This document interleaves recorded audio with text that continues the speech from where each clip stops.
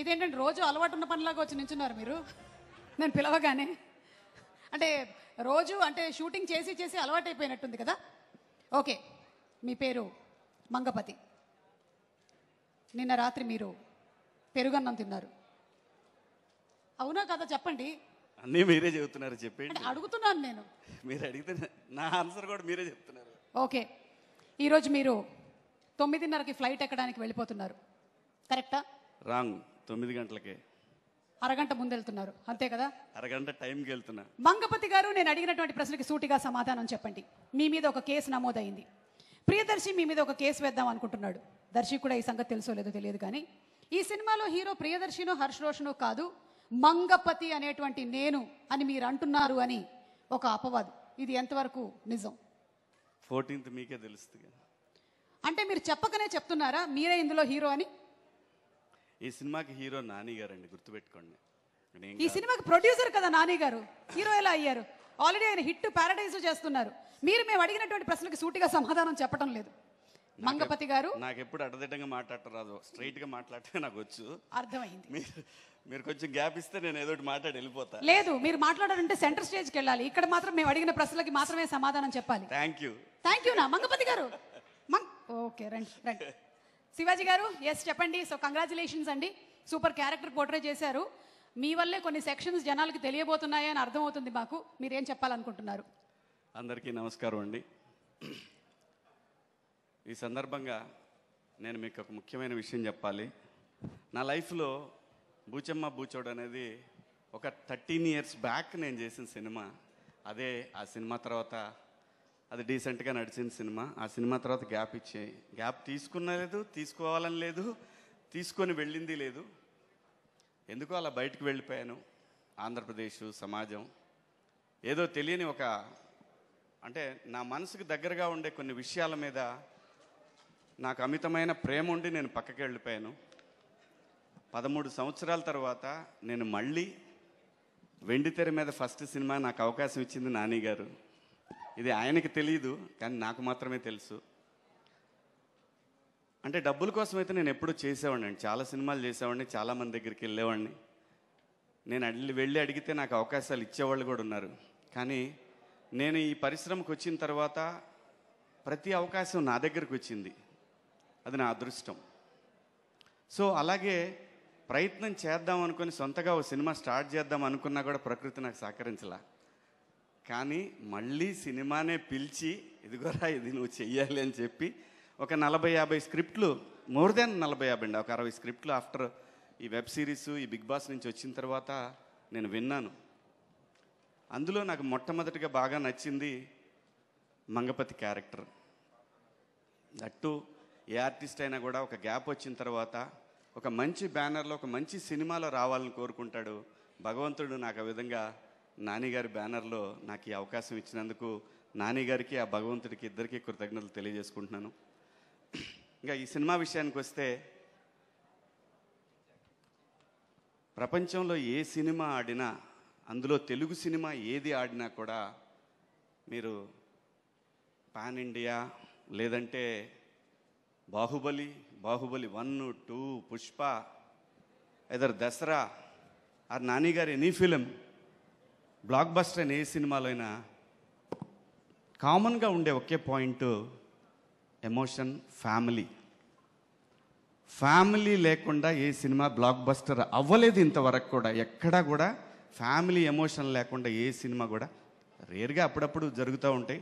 కానీ మీరు ఏ block buster cinema తీసుకున్నా ఒక ఫ్యామిలీ, ఆ ఫ్యామిలీ వెనకాల జరిగే కథ, ఆ డ్రామా మాత్రమే సినిమాని నడిపిస్తుందని బలంగా నేను చూసినంత వరకు నా అనుభవంలో నేను తెలుసుకున్నది అది. అలాగే ఈ సినిమాలో ఇండియాలో హిందూ సంప్రదాయంలో ఆడపిల్ల ఉన్న ప్రతి కుటుంబంలో కూడా మంగపతి ఉంటాడు. ఇది రియాలిటీ. సో మనందరం ఒక కాన్స్టిట్యూషన్ కట్టుబడి బతుకుతున్నాం కాబట్టి, సో దానికి లోబడి ఉండాలి కాబట్టి ఈ కేసులు గట్రా ఉంటాయి కాబట్టి దాన్ని కూడా క్రాస్ చేసి దానికంటే కూడా మా ఫ్యామిలీలో ఉన్న ఆడపిల్ల అని అనుకొని పరిధులు దాటినటువంటి ఒక క్యారెక్టరు మంగపతి. ఈ క్యారెక్టర్ ఇప్పుడు మీకు నార్మల్గా కనిపించవచ్చు, లేదంటే నాని గారు ఎలా ఇచ్చారో నాకు తెలీదు, కానీ అది నాకు చాలా పెద్ద పేరు తీసుకురాబోతుందని బలంగా నమ్ముతున్నాను. ఈ క్యారెక్టర్లో నేనే కాదండి, ఈ సినిమాలో ఏ క్యారెక్టర్ లేకపోయినా కూడా సినిమా ఆడదు. అంత అద్భుతంగా డిజైన్ చేశాడు డైరెక్టర్. అలాగే దాన్ని యాక్సెప్ట్ చేసిన నాని గారు, నిజంగా నాని గారి బ్యానర్ మనస్ఫూర్తిగా నేను ఓ సూపర్ గుడ్ ఫిలిమ్స్ లాగా కొత్త డైరెక్టర్లకి చాలామందికి పిలిచి చౌదరి గారు స్క్రిప్ట్ విని ఆ డైరెక్టర్ మీద వదిలేశారు. అలాగే ఈ సినిమాకి కూడా చూశాను నేను, ఎందుకంటే నేను ప్రొడక్షన్ చేస్తాను. చూసినప్పుడు నాకు అనిపించింది, ఒక డైరెక్టర్ మీద నమ్మకంతో ఒక టీంకి అప్పచెప్పేసి అసలు ఆయన ఎక్కడా చూడలేదు నేను నాని గారిని. సో నేను అది ఆర్బి చౌదరి గారి కాంపౌండ్లో చూశాను. ఒక డైరెక్టర్ మీద నమ్మాడు అంటే నమ్మి ఇచ్చేసిన తర్వాత ఇంకా దాంట్లో ఎటువంటి వేలు పెట్టకుండా సినిమాని అలా అలవకగా కంప్లీట్ చేశారు ఈ సినిమా. దాంట్లో దీప్తి గారి సపోర్ట్ కూడా చాలా ఉంది ఈ సినిమాకి. దీప్తి గారు మరి బ్రదర్ కోసం అని కాకపోయినా సినిమా మీద ప్యాషన్ తోటి సినిమాకి వర్క్ చేశారు ఆవిడ కూడా. అలాగే ప్రొడ్యూసర్ గారు ఎప్పుడు రాలేదు సెట్కి, అసలు ఎప్పుడు నేను చూడలేదు ఆవిడని, మేడంని. సో చాలా మంచి సినిమా అండి, చాలా మంచి సినిమా. అందరూ ఎంత బాగా చేశారంటే వాళ్ళిద్దరిని చూస్తే నాకు ఆ ఫ్రెష్ లవ్, మనం కూడా ఒకసారి వెనక్కి భగవంతుడు అవకాశం ఇస్తే వెనక్కి వెళ్ళి ఒక లవ్ స్టోరీ క్రియేట్ చేయాలి, మనమే పర్సనల్ లైఫ్లో ఒక లవ్ స్టోరీ ఉంటే బాగుంటుంది అని అనిపించేంత బాగుంది వాళ్ళ లవ్ స్టోరీ. నాకు కథ చెప్పినప్పుడు కూడా నీ ఎన్ని లవ్ స్టోరీ కదా ఇది, కోర్ట్ ఏంటి అని అన్నా నేను. నాకు అంత నచ్చింది వాళ్ళిద్దరి క్యారెక్టర్లు. అలాగే ప్రతి ఒక్క క్యారెక్టర్ కూడా అంత బాగా డిజైన్ చేశాడు దర్శి. తనది ఒక డిఫరెంట్ టైమింగ్ అనమాట దర్శిది. ఏంట్రా తను స్లోగా చేస్తాడు ఇంతే మాట్లాడ్డా అంటే స్క్రీన్ మీద చూసినా నాకు అర్థమైంది, ఓకే తనది ఒక స్టైల్ చాలా బాగుంది. అందరూ ప్రతి ఒక్క పాత్రని అద్భుతంగా చేశారు. ఈ సినిమాలో స్క్రీన్ మీద కాకుండా బ్యాక్గ్రౌండ్ హీరోస్ అంటే first Dinesh, second music director. వీళ్ళిద్దరి సహకారంతో ముందుకు నడిపే డైరెక్టర్. వీళ్ళ ముగ్గురు ఈ సినిమాకి పెద్ద ఎసెట్ అండి, నమ్మండి. ప్రతి సీను కూడా ఎంత బాగా తీశారంటే, ఈ మధ్యకాలం అంటే నేను చేసింది ఫస్ట్ సినిమాలండి, ఈ మధ్యకాలంలో అని కాదు, నాకు కొత్తగా అనిపించింది. నేను అప్పుడే ఫస్ట్ టైం సినిమా చేస్తున్నాను అంత బాగా అనిపించింది. నేను క్యారవాన్ దిగానంటే మళ్ళీ నేను ఎప్పుడు వెళ్ళలేదు, అక్కడే ఉండి చూశాను నేను వీళ్ళు ఎలా తీస్తున్నారు. మళ్ళీ మనం చేసినప్పటికి ఇప్పటికైనా డిఫరెన్స్ ఉందా అంటే డెఫినెట్గా. నేను మిస్సమ్మ సినిమా తీసేటప్పుడు అలా తీసాడు డైరెక్టర్, మొత్తం చుట్టూ తీసేవాడు. ఏంటంటే ఇది ఒకసారి అయిపోయింది కదా ఎదురుగా పెడితే కెమెరా, అంత బాగా తీశాడు. నిజంగా నాకు మిస్సమ్మ మేకింగ్ అప్పుడు ఎలాగైతే నేను ఎంజాయ్ చేస్తూ చేశానో అలాగే ఈ సినిమా మేకింగ్ చూసి చాలా హ్యాపీగా అనిపించింది.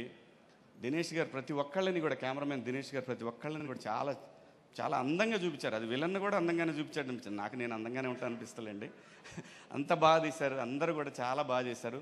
నాని గారు thank you so much, love you. ఎందుకంటే నాకు సినిమా ప్రొడక్షన్ చేయాలి చాలా కోరిక, అందరి వల్ల కాదు, అది కొందరికే వర్కౌట్ అవుద్ది.